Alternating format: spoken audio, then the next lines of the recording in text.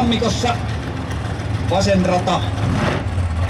Seuraajat Chevelle vuosimalli 73, Joni Lappalainen ja oikea rata Plymouth Duster, Kiekko Salo siinä remiahditulla Plymouthilla. Tyylikkäät menopelit jälleen kummallakin. Juha Tavi on ykkösenä ensimmäisen laittelukierroksen jälkeen.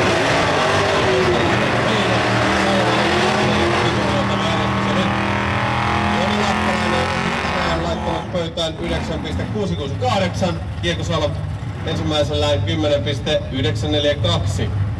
Ja siinä Joni Lappalainen veti tuollaiset kohtuullisen maltilliset pönärit tähän lähtöön. Kiekko Salo poltti nakkia oikein kunnolla tuossa Körnislätäkössä. Ja katsotaan mitenkä autot sitten liikahtavat. Eli Street Realmissa ei mitään tasoituksia, ei indeksejä. Kun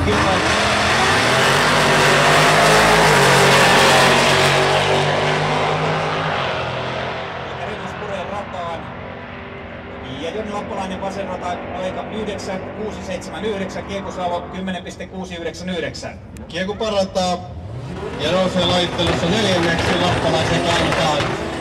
Lappalainen oli tuossa motopark-viikon vaihteessa pisteiden jälkeen neljäntenä tässä vaiheessa. Kiekko Salo ei ollut mukana ensimmäisessä osakilpailussa. Ja sitten vuoro on vasemmalle puolelle Kimmo Heino.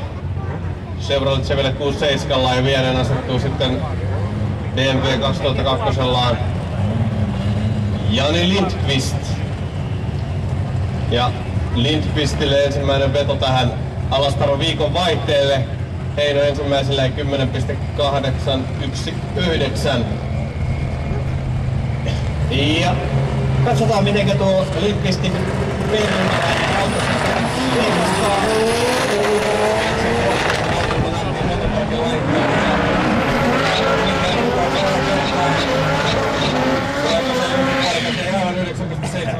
Lindqvistille 10,642. Heino parantaa ja Heino laittelussa viidentenä, Lindqvist siihen edelle kiilaa neljänneksi 9,794 siis tuo äskeinen noteraus. Sitten vuoroon Juha Tavi ja Raita Kari. Ja kärki kaksikko laittelun ensimmäisen kierroksen jälkeen. Tavi tänään 9,482 tällä sinisellä Chevrolet Chevelillä ja